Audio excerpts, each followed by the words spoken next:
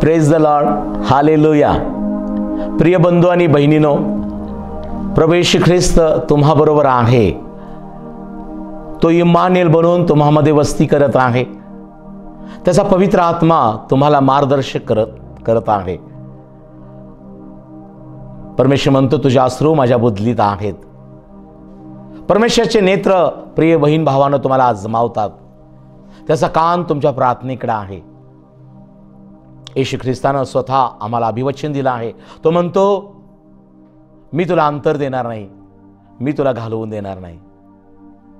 जसं आई मुलाचं सांत्वन करते, तसा परमेश्वर आमचं सांत्वन करतो। प्रियानो, तो प्रभू येशू ख्रिस्त आम्हाला पुरवठा करण्या इतका संपन्न आहे। तो सहाय्य करणाऱ्या वीरासारखा तुम्हाबरोबर आहे। त्यानं तुम्हाला पवित्र आत्मा कैवारी विसारासा दिलेला आहे। आणि म्हणून तुम्ही आणि मी या दिवसामध्ये आनंदी आशीर्वादित आहोत।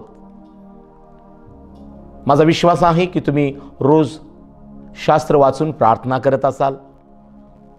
शब्दादिनी आपल्या पवित्र स्थानी सभास्थाना जाऊन देवाला धन्यवाद साक्ष देऊन, स्तोत्र वाचन भक्तीमध्ये भाग घेऊन आणि आपलं दशमांश अर्पणे देऊन देवाचं उपकार स्मरण नक्की करत असाल।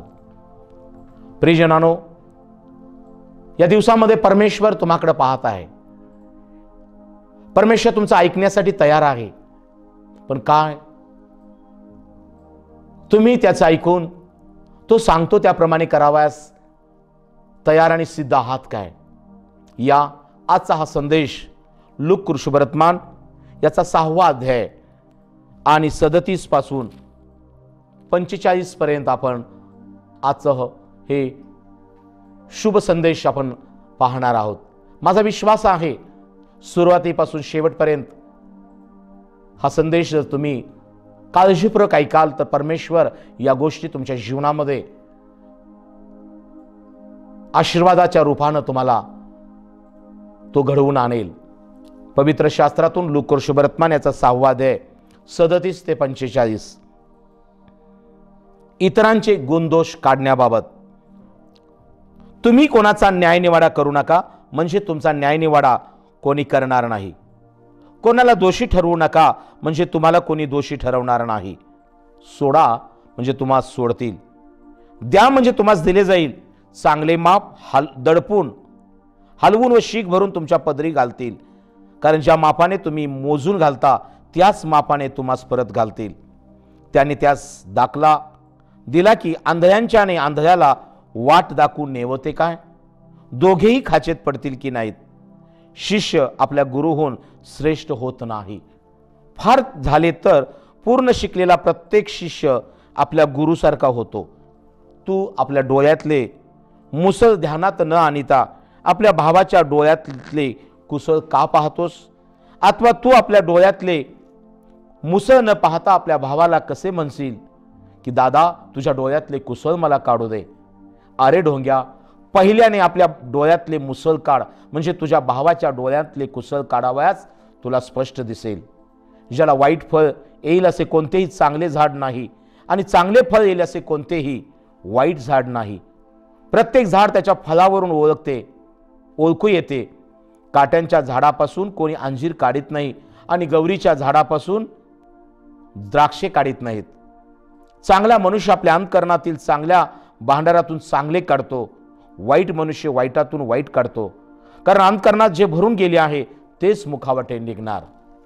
प्रियजनांनो, प्रभू येशू ख्रिस्तानं पवित्र शास्त्रामध्ये दिलेली उदाहरणं, सांगितलेले दाखले आणि इथं सांगितलेल्या घटना या आजही आम्हाला प्रेरणा देणाऱ्या, ऊर्जा देणाऱ्या, आमच्या जीवनामध्ये सद्बोध करणाऱ्या, दोष दाखवणाऱ्या अशा आहेत। यासाठी की आमच्या सुधारणूक होऊन आम्हाला नीतीचं शिक्षण प्राप्त व्हावं। आणि म्हणून आज हा संदेश ऐकत असताना प्रियानो, या लूक शुभवर्तमानामध्ये 6व्या अध्यायामध्ये आणि 37 ते 45 मध्ये या संदेशामध्ये प्रभूनं नाण्याच्या 2 बाजू या ठिकाणी नमूद केलेली आहेत। कोणत्या गोष्टी आम्ही सोडायला पाहिजे आणि कोणत्या गोष्टी आम्ही अवलंबायला पाहिजे, या महत्वाच्या आहेत. पुष्कळदा आज मनुष्य द्विधा मनस्थितीत आहे, यासाठी की प्रियजनानो आम्हाला हे समजत नाही की देवाला काय गोष्टी आवडतात आणि देवाला कोणत्या गोष्टी आवडत नाहीत. काय केल्यानं देवाला दुःख होतं आणि काय केल्यानं देवाला आनंद होतो हे समजून घेणं फार महत्वाचं आहे. आजच्या संदेशामध्ये आम्ही पाहणार आहोत प्रियानो की प्रभू येशू ख्रिस्ताचा जो बोध आहे की प्रभू येशू पहिली गोष्ट काय म्हणतो, तुम्ही कोणाचा न्यायनिवाडा करू नका, म्हणजे तुमचा न्यायनिवाडा कोणी करणार नाही. कोणाला दोषी ठरवू नका, म्हणजे तुम्हाला कोणी दोषी ठरवणार नाही. सोडा, म्हणजे तुम्हाला सोडतील. 37व्या वचनामध्ये 3 गोष्टी प्रभूंनी नमूद केलेल्या आहेत. एक, न्यायनिवाडा न करण्याविषयी. दुसरी गोष्ट, दोष न काढण्याविषयी. आणि तिसरी गोष्ट, सोडण्याविषयी. प्रियानो, प्रभू येशू ख्रिस्त हा स्वतः येशूने म्हटले, मी कुणाचा न्यायनिवाडा करण्यासाठी या जगात आलेलो नाही, तर मी तारण करण्यासाठी आलेलो आहे. प्रियजनांनो, प्रभू येशू ख्रिस्ताने जर तुमचा आणि माझा न्यायनिवाडा केला असता तर आज आपण या जगामध्ये तारिलो गेलो किंवा वाचलो नसतो.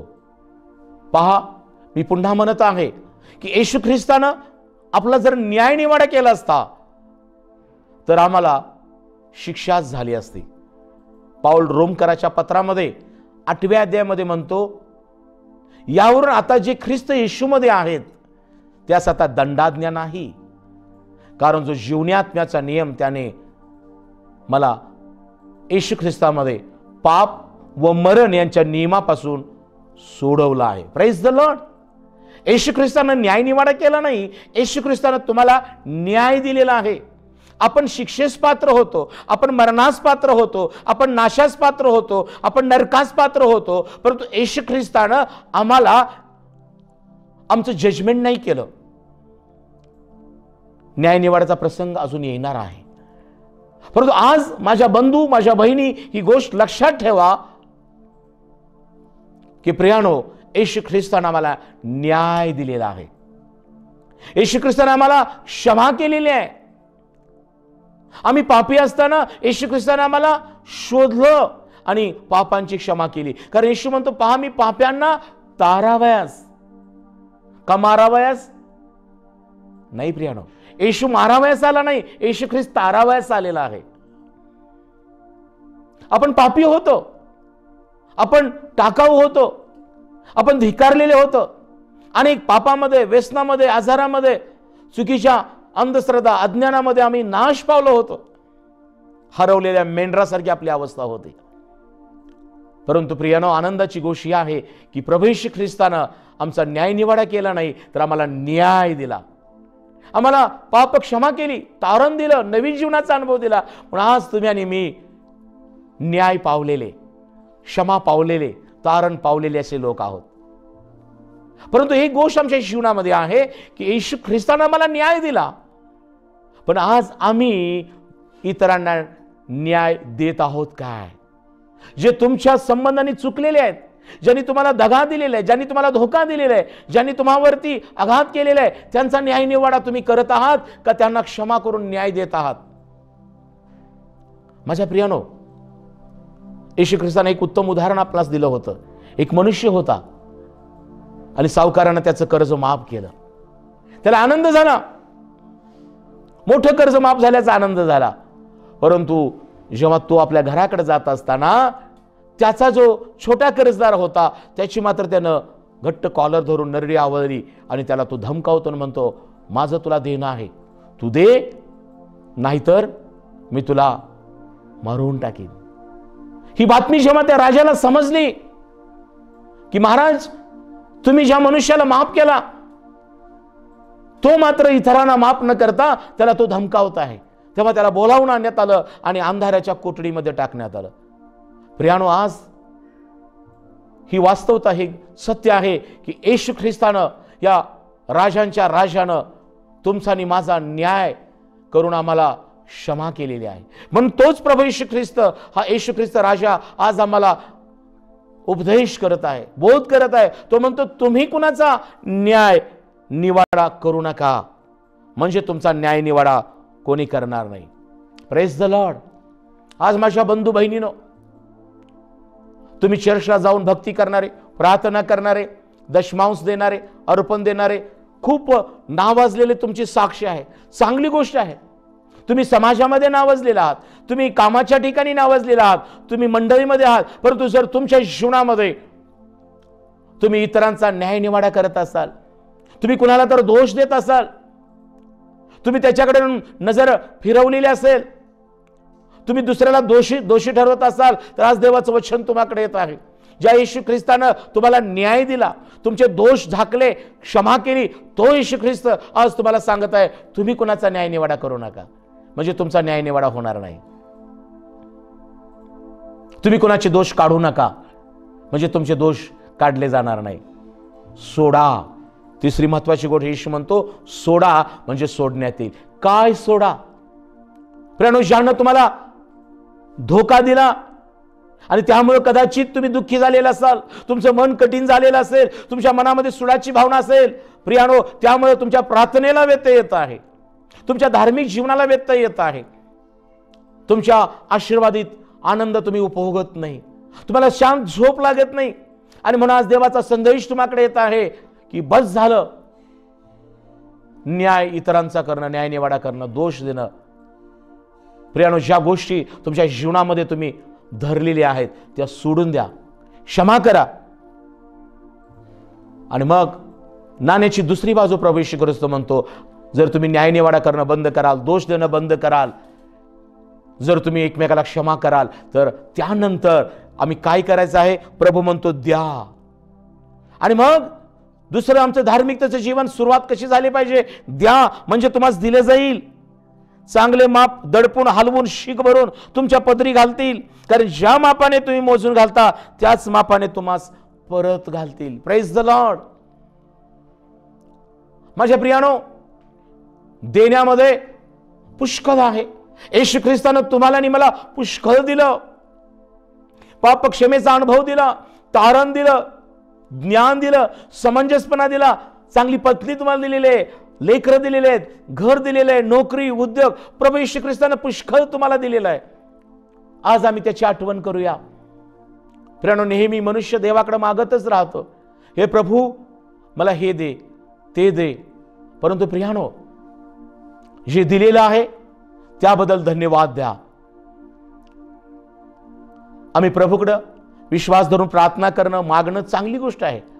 परंतु काय ज्या प्रभूनं दिलेलं आहे त्या प्रभूला आपण काय देत आहोत ह्याची परीक्षणाची वेळ आलेली आहे. आणि म्हणून प्रभू येशू ख्रिस्त म्हणत आहे, आता मी तुम्हाला पुष्कळ दिलं. येशू ख्रिस्तानं तुम्हाला प्रियानो आरोग्य दिलं, प्रभू येशू ख्रिस्तानं तुम्हाला क्षमा केली, तुम्हाला जीवन दिलं, तुम्हाला वैवाहिक जीवनात, कौटुंबिक जीवनात आशीर्वादित केलेलं आहे, संतती धन देणगी दिलेलं आहे, स्वतःचं घर दिलेलं आहे, नोकरी उद्योगाला प्रभू येशूने आशीर्वाद दिलेला आहे. परंतु काय आज तुम्ही प्रभूला वेळ देत आहात काय? देण्यासाठी पुष्कळ आहे प्रियानो. येशू ख्रिस्त आज तुम्हाला म्हणत आहे द्या, म्हणजे तुम्हाला दिले जाईल.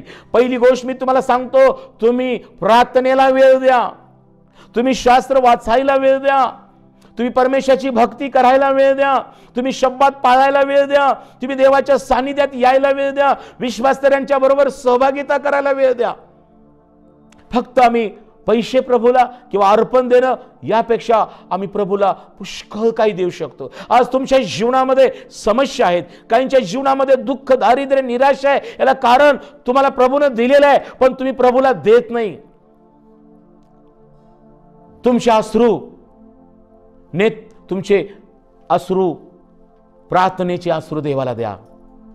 जेव्हा तुम्ही अश्रू गाऊन प्रार्थना कराल तेव्हा प्रभू त्या अश्रूंचं उत्तर दिल्याशिवाय राहणार नाही. जेव्हा तुम्ही गुडघ्यावरून प्रार्थना कराल परमेश्वर तुमचं सहाय्य केल्याशिवाय राहणार नाही.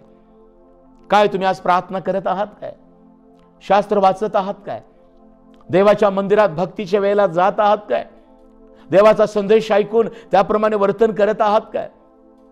प्रियजनांनो, आम्ही देण्यामध्ये कमी आहोत.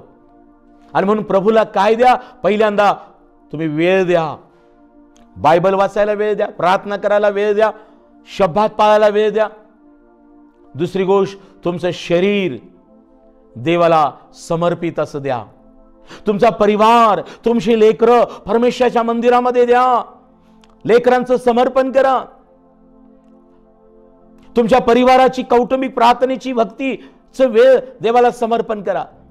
आणि मग प्रभू येशू म्हणतो, ज्या मापानं तुम्ही माप घालाल त्याच मापानं तुमच्या पदरी पडेल. जर आम्ही पेरलं नाही तर उगवून कुठं येईल? शास्त्रामध्ये येशू म्हणतो, जे अश्रुपूर्ण नेत्रानं पेरणी करतील ते हर्षानं कापणी करतील. आज माझ्या बंधू बहिणीनो, हा संदेश ऐकत असताना आज येशू ख्रिस्त तुम्हाशी बोलत आहे. आज आम्ही अधिक वेळ न्यायनिवाडा करण्यामध्ये, अधिक वेळ एकमेकांचं उन्हधवणं करण्यामध्ये, अधिक वेळ आम्ही एकमेकांच्या चाहड्या करण्यामध्ये, एकमेकांच्या बाबत वादविवाद उत्पन्न करण्यामध्ये घालवत आहात काय? सावध राहा. बस झालं. जेव्हा त्या व्यभिचारी स्त्रीला दगडमार करण्यासाठी हात उचलले होते, तिचा न्याय निवाडा ते लोक करत होते, शास्त्री परोशी. परंतु येशू ख्रिस्त तिथं आला.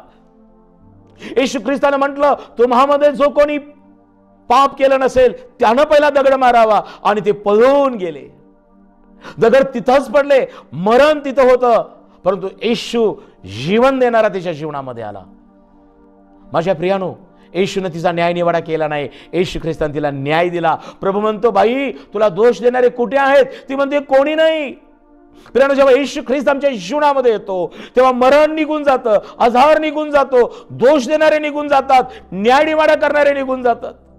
येशू ख्रिस्त तुमच्या जीवनात आलेला आहे. प्रभू येशूने तुमची परिस्थिती बदललेली आहे, आसपासची परिस्थिती बदललेली आहे, आजार जाऊन आरोग्य आलेलं आहे, दुःख जाऊन आनंद प्रभू येशूने दिलेला आहे. सैतान निघून गेलेला आहे, देवदूत तुमच्या भोवती अवती आहेत. येशू ख्रिस्ताने तुम्हाला आपलं बनवलेलं आहे. तुम्ही त्याचं मूल आहात, तुम्ही त्याचे स्वतःचे लोक आहात, तुम्ही त्याचे पवित्र राष्ट्र आहात. माझ्या प्रियानो, परंतु उणीव कुठं आहे? आम्ही त्याच्या नामावर विश्वास ठेवला, त्याचं मूल झाला आहोत, पण त्याच्या नामात प्रार्थना करत नाही, त्याच्या नामाची आपण भक्ती करत नाही. त्याच्या नामाचा जर तुम्ही भय धरत नसाल तर पुरवठा कसा होईल? येशू ख्रिस्तानं म्हटलं, का नाही ती लग्नामध्ये रांजण पाण्याने काठोकाठ भरा. जेव्हा ते रांजण पाण्याने काठोकाठ भरले तेव्हा पाण्याचा द्राक्षरस झाला. आज तुमचं जीवन देवाच्या वचनानं, विश्वासानं, आत्म्यानं काठोकाठ भरलेलं आहे काय? एखादा अध्याय वाचायचा, 2 मिनिटाची प्रार्थना करायची, निघून जायचं, आणि मग जीवनामध्ये चिंता, काळजी, दबाव यानं जीवन भरलेलं आहे. आज देवाचा सेवक मी तुम्हाला सांगत आहे, रिकाम पात्र घरंगळत जातं. तुमचं जीवन रिकाम नको. येशू ख्रिस्ताच्या वचनानं, पावित्र्यानं, पवित्र आत्म्याच्या फळानं, कृपादानानं भरा. स्तोत्र करता दावीद राजा म्हणतो, माझे पात्र काठोकाठ भरलेले आहे. काय म्हणतो?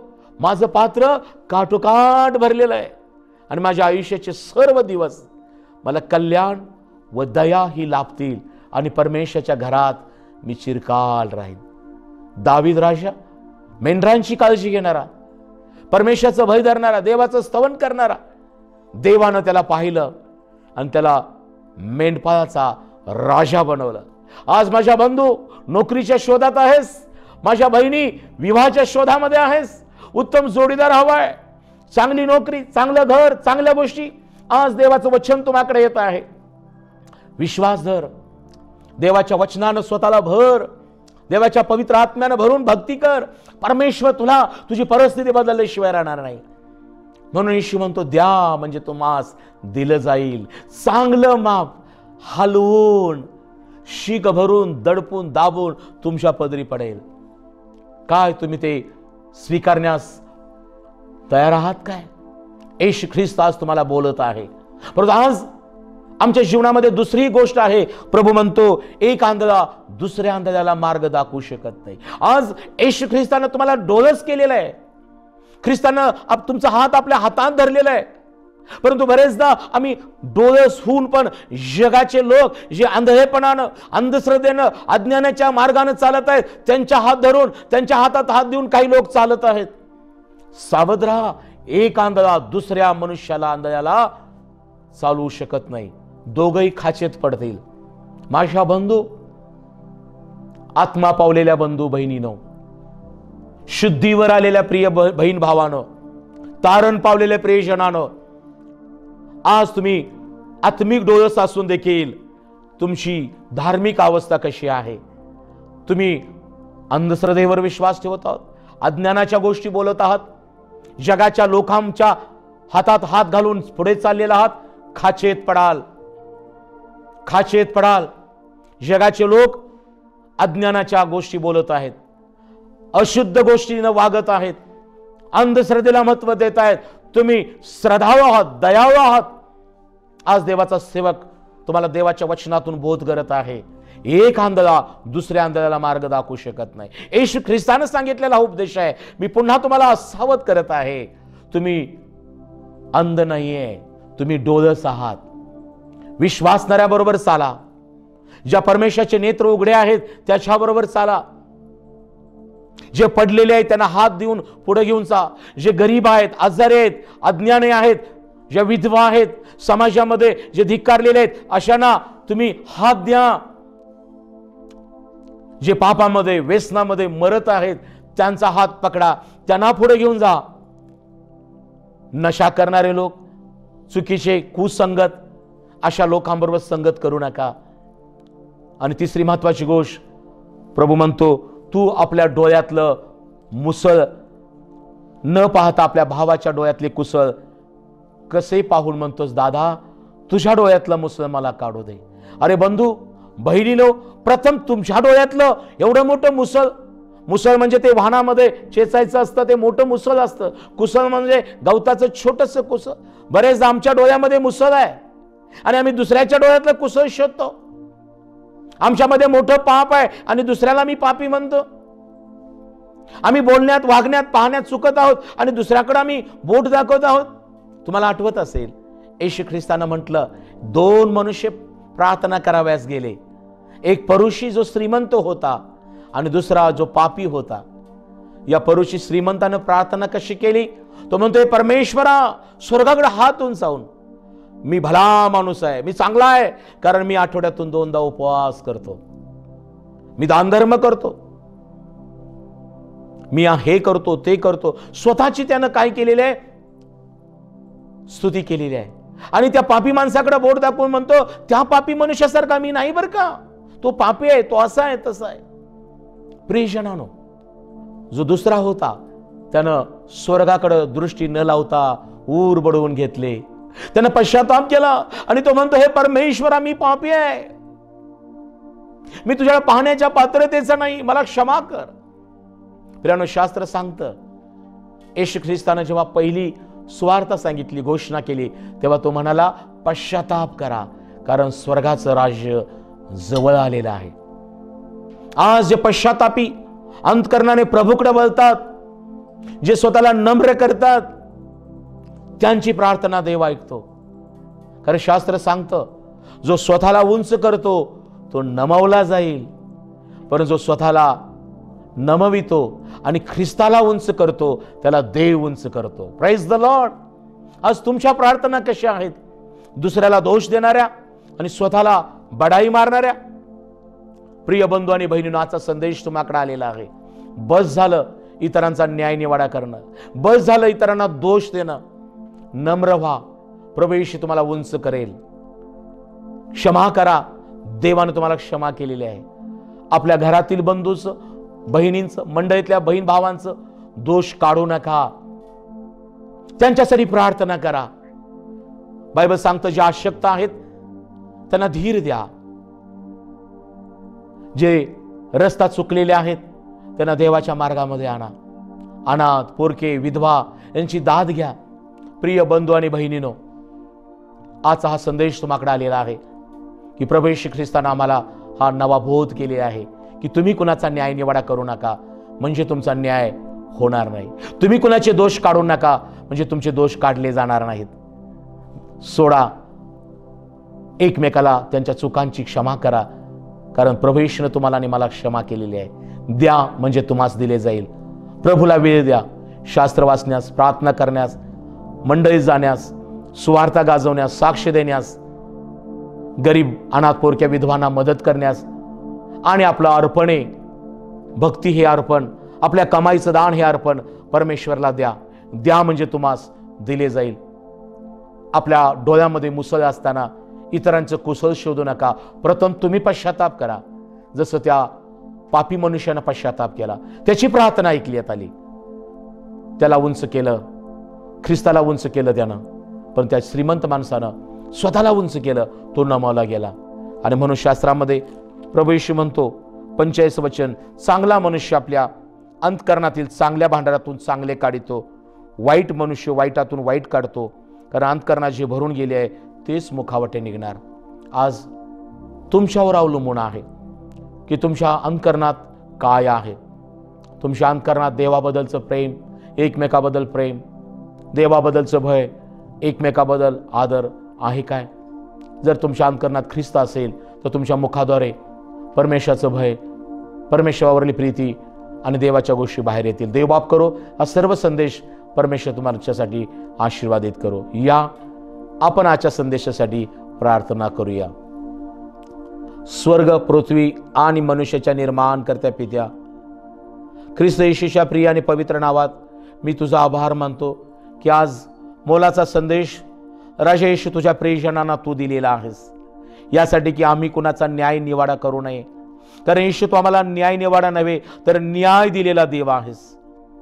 प्रभू येशू आमच्यातले दोष तू काढून टाकलेला देव आहेस. आज ज्यांनी हा संदेश ऐकला त्यांना प्रभू तू क्षमा कर, त्यांना तारण ही देणगी दे, त्यांना नवीन जीवनाचा अनुभव दे. हे प्रभू येशू मी प्रार्थना करतो, भावाभावामध्ये प्रीती, कुटुंबामध्ये ऐक्य, सर्व बाबतीमध्ये परमेश्वर यांना आशीर्वादित कर दे बापा. ज्याने आज हे वचन आपल्या अंतकरणात घेतलेलं आहे त्यांच्या जीवनामध्ये येशू चांगल्या गोष्टी घडू लागू देत आणि तुझं गौरव होऊ दे. येशूच्या नावाने प्रार्थना करीतो, आमेन.